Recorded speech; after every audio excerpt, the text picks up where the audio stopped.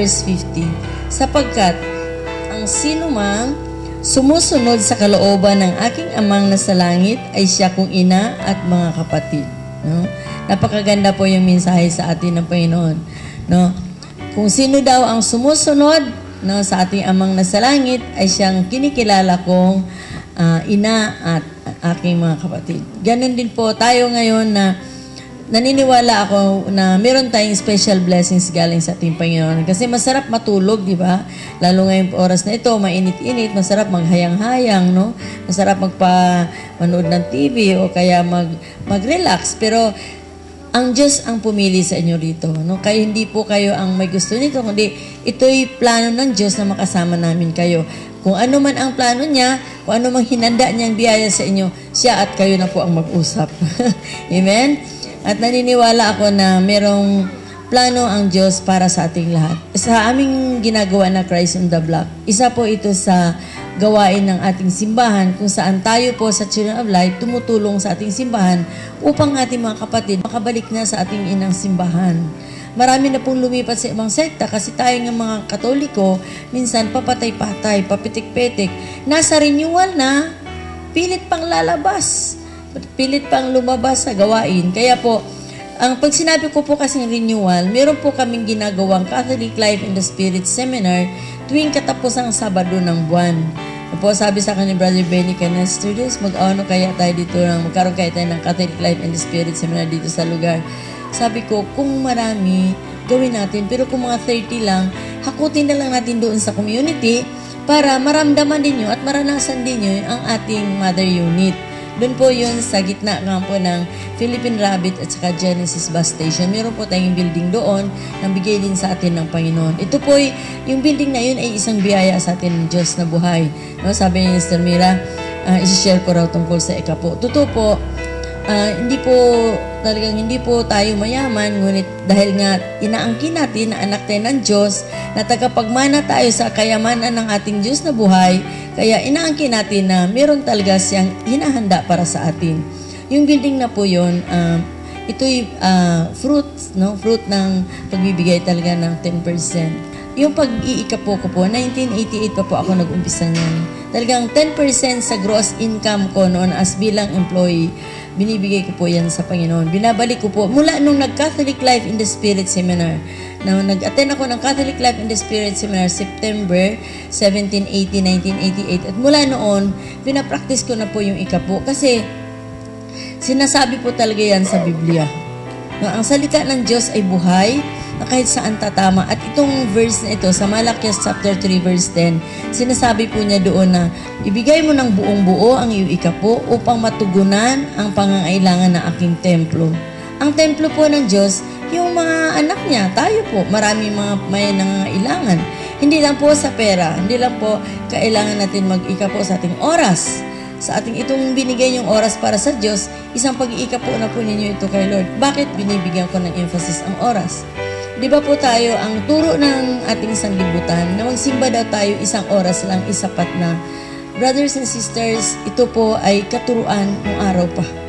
No, bilang Children of Light, ang linggo, Sunday, ay dapat para sa Panginoon. 6 days tayo nagtatrabaho, 6 na araw na ginagawa ang ating mga hinanda ng Panginoon ng ating sanlibutan, pero isang araw lang, hindi pa natin maibigay kay Lord. Alam mo, bigyan lang natin si Lord ng isang oras. Pagsisimba lang natin, minsan hindi pa natin tapusin. Minsan pag nagsisimba pa tayo, no, kung magsimba ka sa mga malls, no, late ka na darating, maghuhumili na, darating ka, may part na doon ang first reading, may salmo na, may gospel reading na, kung saan ang salita ng Diyos ay buhay. Amen? Sabi nga po dito sa St. John chapter 1, sabi po dito, sa pasimula pa'y naroon na ang salita. Kasama ng Diyos ang salita at ang salita ay Diyos. O diba? Yung mga sinasabi sa mga lectors, commentators at yung pari, ay salita ng Diyos yun. Kasama na siya ng Diyos sa pasimula pa. Sa pamamagitan niya, nilikha ang lahat ng bagay at walang anumang nalikha nang hindi sa pamamagitan niya. Mula sa kanya ang buhay isang ilaw ng sangkatauhan. Nagliliwanag sa kadiliman ang ilaw at hindi ito kailanman nagapi ng kadiliman. Yan, palakpakan natin ang salita ng Diyos. Yan. Kasi ang salita ng Diyos ay buhay. Ngayon, ang pagsisimba natin minsan, no, pag nag-homily pa ang pari, yung iba, lalabas, kay magsigarilyo man ng iba, o minsan mangihi pa ng mga pader. No? Minsan mga babae, kung saan pa doon ang humili, doon pa nagsasalita ng pari, hindi makinig, magtulog-tulog ba, mag-antok-antok. No? Minsan umihilik pa, maglaway para ba minsan? Di ba?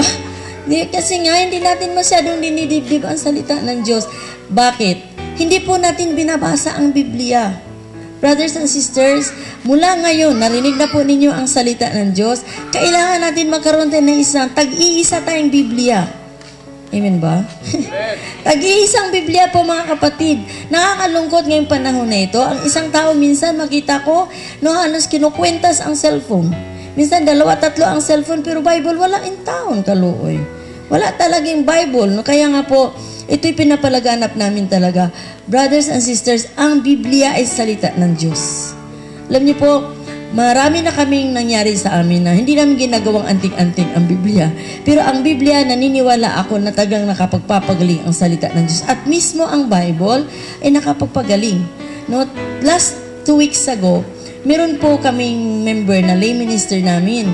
No, na habang naghihintay ng pari sa misa, alam niyo po, bigla siyang hinimatay. Tapos sinabi nung nurse, na yung anak ko nag-aaral ng nurse, sabi niya, Mami, wala ng pulso. Siyempre natakot ako, tininan ko yung kuko niya, maitim na. Yung kuko niya, papatuo kung nagpunta kayo sa clamshell nung linggo, di ba, nagpapatutuo siya. At talaga, meron pa kami isang member na nurse, at sinabi na wala ng pulso. In short, namatay siya for 30 minutes. Pero sa salita ng Diyos, umawit kami ng awit ng pastol, talagang nagbigkas kami mga salita ng Diyos, nabuhay siya after 30 minutes. At ayun, ngayon nagpupuri na po sa ating Panginoon. Amen? Kaya importante po yung ating oras, no, na ibigay natin sa Diyos. Linggo man lang, kapatid, no? Kung gusto niyo pong samahan kami sa gawain namin tuwing linggo, nag-uumpisa po kaming 8:30 hanggang 12. Mag-uumpisa kami ng banal na rosaryo 1 oras. Kasi tingnan mo ang tao, pag nag-rosaryo, ginagawang pampatulog. Ano ba yun?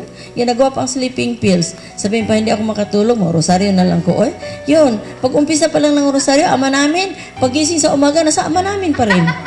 Di ba? Paulit-ulit na. Minsan, nalaglag na ang rosaryo. Ginagawang pampatulog. Samantalang, ang rosary, kapatid, alam niyo ba ang rosary? Ito po'y hotline natin sa langit. Ang ating mahal na ina ay napakalakas manalangin para sa atin. Kahit ano pang sasabihin ng sa ibang sekta, ang mahal na ina ay mahal na mahal niya tayo bilang kanyang mga anak. No, kaya po, ang pagrorosaryo natin, hindi naghahandog po tayo ng 10 red roses para kay Jesus, no?